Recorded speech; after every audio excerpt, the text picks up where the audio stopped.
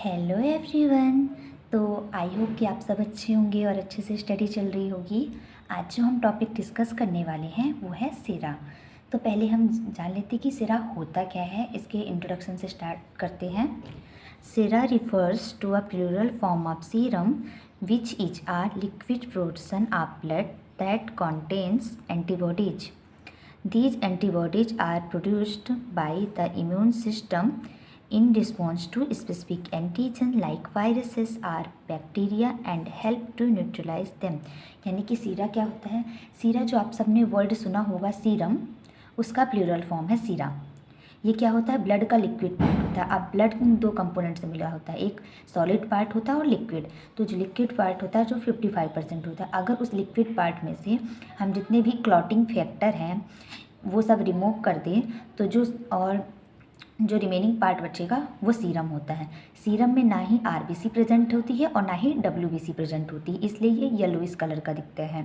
ठीक, अब सीरम क्या कंटेन करके रखता है, एंटीबॉडी। ये एंटीबॉडी प्रोड्यूस कैसे होती है, जो हमारा इम्यून सिस्टम है वो रिस्पॉन्स करता है एंटीजन के लिए। जैसे कोई बैक्टीरिया या वायरसेस हो गए, उनके रिस्पॉन्स में हमारा इम्यून सिस्टम एंटीबॉडी प्रोड्यूस करता है, फिर वो उन पैथोजेंस या एंटीजेंस को न्यूट्रलाइज कर देता है। अब एक शॉर्ट में हम समझे तो सीरा ऑब्टेन कैसे किया जाता है। सीरा ऑब्टेन करने के लिए अगर हम एनिमल से ऑब्टेन कर रहे हैं, ह्यूमंस में भी कर सकते हैं। तो जो एनिमल है उसमें हम क्या करेंगे कि कोई भी एंटीजन इंजेक्ट कर देंगे, एंटीजन लगाएंगे, या तो फिर ऐसा माइक्रो ऑर्गेनिज्म जो एंटीजन प्रोड्यूस कर सकता है।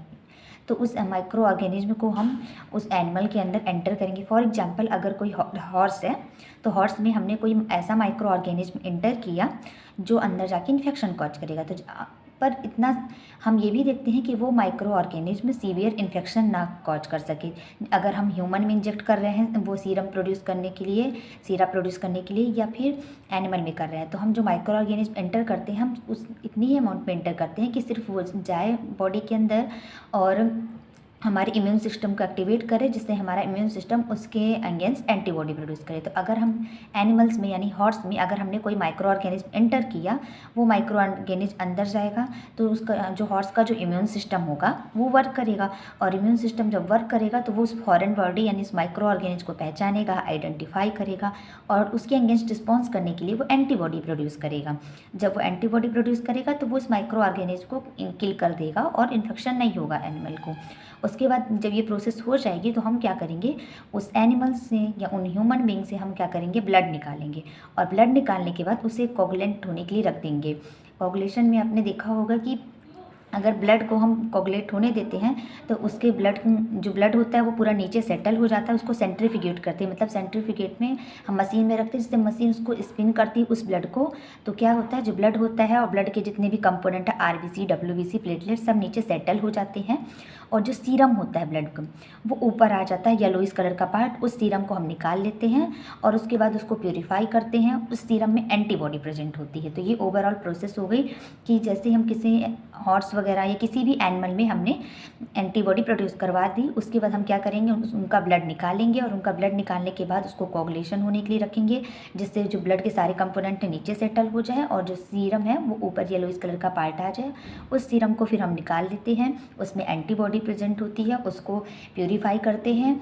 और अगर सेम स्पीसीज में करना, मतलब अगर हमने ह्यूमन से कोई सीरम ऑब्टेन किया है और उसे ह्यूमन में ही वो एंटर करना है, एडमिनिस्टर करना है, तो ज़्यादा सेमी प्यूरिफिकेशन के थ्रू काम चल सकता है। लेकिन अगर हमने एनिमल से कोई सीरम ऑब्टेन किया और उसे ह्यूमन में इंजेक्ट करना, तो उसको प्रॉपर तरीके से प्यूरीफाई करना होता है। तो आई होप आपको समझ आ गया हो गया सीरा होता क्या है। नेक्स्ट जो हम इसकी देखने वाले हैं, definition. Sera are biological product use to prevent or treat infectious disease by providing pre form antibodies offering passive immunity. Sera क्या होता है, बायोलॉजिकल प्रोडक्ट होता है जिसका यूज हम करते हैं प्रिवेंट करने के लिए यानी रोकने के लिए, या ट्रीट करने के लिए कोई भी इन्फेक्शियस डिसीज हो गई। ये क्या करता है, हमको पैसिव इम्यूनिटी देता है। पैसिव इम्यूनिटी कैसे देता है कि हम जो ह्यूमन बीइंग होते हैं, जो भी पर्सन है, उसमें जो सीरा अगर इंजेक्ट करते हैं तो उससे हम एंटीबॉडी देते हैं। मतलब आर्टिफिशियल एंटीबॉडी हम देते हैं और उस पर्सन में इंजेक्ट करते हैं, इसलिए पैसिव इम्यूनिटी देता है। पैसिव इम्यूनिटी भी देता है और उसके लिए शॉर्ट टर्म इम्यूनिटी देता है। जो वैक्सीनेशन हम पढ़े थे वो एक्टिव इम्यूनिटी देता है और उसके साथ ही वो लॉन्ग टर्म के लिए देता है, क्योंकि हमारी बॉडी खुद ही उसमें एंटीबॉडी प्रोड्यूस करती है, लेकिन इसमें हम बाहर से ही एंटीबॉडी इंजेक्ट करते हैं, इसलिए पैसिव इम्यूनिटी देता है। हमारी बॉडी को कोई वर्क नहीं करना पड़ता एंटीबॉडी प्रोड्यूस करने के लिए, साथ ही साथ ये शॉर्ट टर्म के लिए होती है। अब हम कुछ इसके जो ड्रग एग्जाम्पल है एंड डोजेज है वो देख लेते हैं।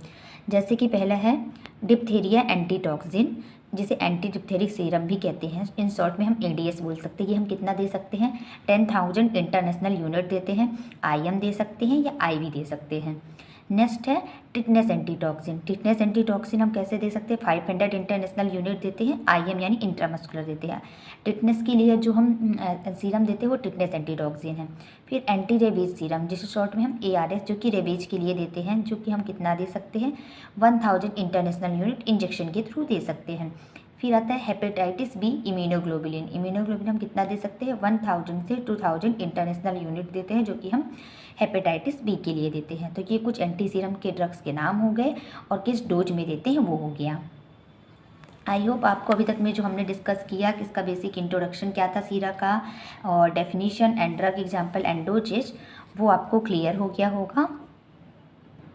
अब हम देखेंगे इंडिकेशंस कि हमको किन किन कंडीशन में हम सीरम दे सकते हैं, सीरा दे सकते हैं। जैसे कि ADS are use therapeutically in clinical diphtheria without waiting for bacteriological report. ADS अभी हमने पहले ही देखा ड्रग में, एंटी डिप्थेरिक सीरम। तो हम anti diphtheric serum clinical diphtheria जो होता है, जिसमें सोर थ्रोट, कफिंग वगैरह, खांसी वगैरह आना जो होता है, उसके ट्रीटमेंट के लिए हम यूज कर सकते हैं। बैक्टीरियोलॉजिकल रिपोर्ट के वेट किए बिना ही हम एडीएस दे सकते हैं अगर किसी पेशेंट को क्लिनिकल डिप्थीरिया है। एडीएस का फुल फॉर्म है एंटी डिप्थेरिक सीरम। नेक्स्ट है tetanus antitoxin. Tetanus antitoxin used for prophylaxis in non immunized person receiving a contaminated wound who are high risk for developing tetanus. अगर किसी person को ऐसा wound हो गया, ऐसी चोट लग गई है जिससे उसके चांसेस हैं कि उसको टिटनेस हो सकता है, मतलब वो टिटनेस के जो स्पोर थे वो अगर सॉइल वगैरह में प्रेजेंट थे, उसके कांटेक्ट में आ गया है और उसको चांसेस है कि हो सकता है, लेकिन वो पर्सन नॉन इम्यूनाइज्ड है, मतलब उसको टिटनेस की वैक्सीन नहीं लगी हुई है, तब हम कौन से देंगे, टिटनेस एंटीटॉक्सिन देंगे। ये क्या करेगा, टिटनेस को प्रोफाइलेक्सिस करेगा, मतलब टिटनेस होने को प्रिवेंट करेगा, टिटनेस होने से रोकेगा। तो अगर ऐसा कोई पर्सन जिसको ऐसी चोट लगी, ऐसा वुंड हो गया, कंटामिनेटेड वुंड, मतलब जिसमें टिटनेस होने के चांसेस हैं, तो हम उसको टिटनेस एंटीटॉक्सिन दे सकते हैं, जिससे कि उसको टिटनेस ना हो। प्रोफाइलेक्सिस की मीन्स ही होता प्रिवेंट करना, रोकना। नेक्स्ट है ARS, is indicated after suspected exposure and non immunized person. ARS यानी एंटी रेबीज सीरम हम उनको दे सकते हैं जो कि एक्सपोजर में आ चुके हैं, मतलब अगर ऐसा लग रहा है, सस्पेक्शन है कि ये पर्सन जो है रेबीज वायरस के कांटेक्ट में आया है, या उन पर्सन को जिनको इम्यूनाइजेशन नहीं हुआ है रेबीज का, उनको हम एंटी रेबीज सीरम दे सकते हैं। एंटी रेबीज सीरम भी वही काम करेगा कि पैसिव इम्यूनिटी देगा, मतलब हम रेबीज के अगेंस्ट एंटीबॉडी एडमिनिस्टर कर देंगे बॉडी में, और ये शॉर्ट टर्म के लिए होता है। नेक्स्ट है hepatitis B, indicated in person expose to SBSAC positive blood or blood product.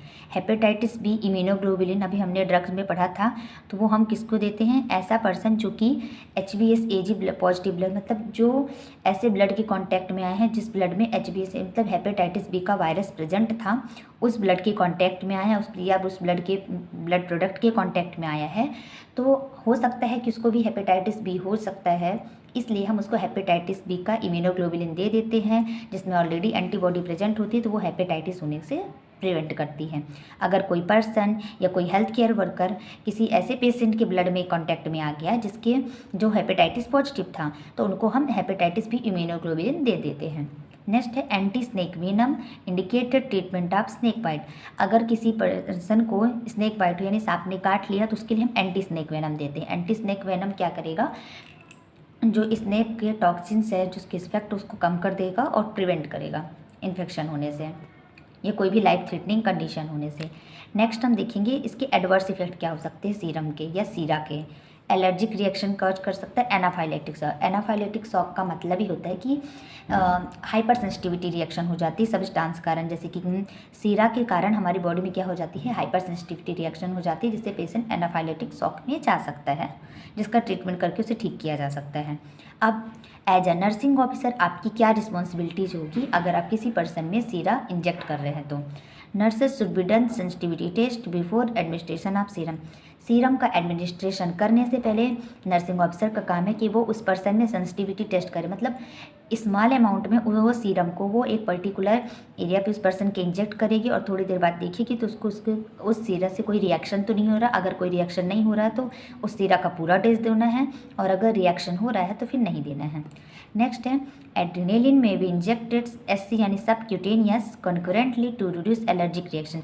हमने ऊपर देखा था कि एलर्जिक रिएक्शन भी हो रही थी, ये लिखा है ना एडवर्स इफेक्ट में एलर्जिक रिएक्शन हो रही है, तो उसके लिए हम क्या दे सकते हैं, एड्रेनालिन दे सकते हैं, हम सबक्यूटेनियस देते हैं, जो क्या करता है जो एलर्जिक रिएक्शन हो रही है उसको कम कर देता है। नेक्स्ट है sera should be kept in a refrigerator at 2 to 8 degree Celsius, otherwise they may become inactive.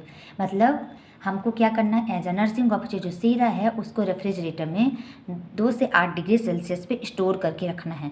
अगर हम नहीं करेंगे तो क्या हो जाएगा, सीरा इनएक्टिव हो जाएगा, मतलब जो उसमें एंटीबॉडी प्रेजेंट है वो एक्टिव नहीं रहेंगी, वो वर्क प्रॉपर तरीके से नहीं करेंगी। तो नर्सिंग रिस्पॉन्सिबिलिटी में हमने देखा कि सेंसिटिविटी टेस्ट करना है एडमिनिस्ट्रेशन से करने से पहले। अगर पेशेंट को एलर्जिक रिएक्शन हो रही है सीरा के कारण तो हम एड्रेनालिन देंगे जो उस एलर्जिक रिएक्शन को कम कर देगा। सीरा को हमें कितने रेफ्रिजरेटर में कितने डिग्री सेल्सियस पे स्टोर करना है, 2 से 8 डिग्री सेल्सियस में। अगर ऐसा नहीं करेंगे तो सीरा क्या हो जाएगा, इनएक्टिव हो जाएगा। सो इस वाले पॉइंट पे हमने सारे इंडिकेशंस के 5 पॉइंट्स डिस्कस कर लिए, एडवर्स इफेक्ट भी देख लिया कि क्या क्या थे, और नर्सेस रिस्पॉन्सिबिलिटी भी हमने देख लिया, यानी नर्सिंग रिस्पॉन्सिबिलिटी भी हमने देख ली कि क्या क्या थी। सो हमने आज के टॉपिक में ओवरऑल सीरा के बारे में डिस्कस कर लिया। आई होप कि आपको आज का टॉपिक पूरा क्लियर हो गया होगा, और अगर आपको मेरे वीडियोज पसंद आ रहे हैं तो please like share and subscribe my channel. और अगर आप चैनल पे नए हैं तो अभी ही जाकर सब्सक्राइब करिए ताकि आपको ऐसे ही सारे वीडियोज इजली अवेलेबल हो जाए। Thank you so much. And हाँ, अगर वीडियो की क्वालिटी मतलब वीडियो में अगर आपको नोट्स ब्लर दिख रहे हैं तो अब एडवांस सेटिंग में जाके 360 या 720 पे करके देख सकते हैं। मैं अपना ट्राई करूँगी बेस्ट कि अच्छी क्वालिटी में वीडियोज अपलोड करूँ। अगर कोई प्रॉब्लम हो रही है तो आप 720 पे जाकर वीडियोज़ देख सकते हैं एडवांस सेटिंग में करके। Thank you so much guys.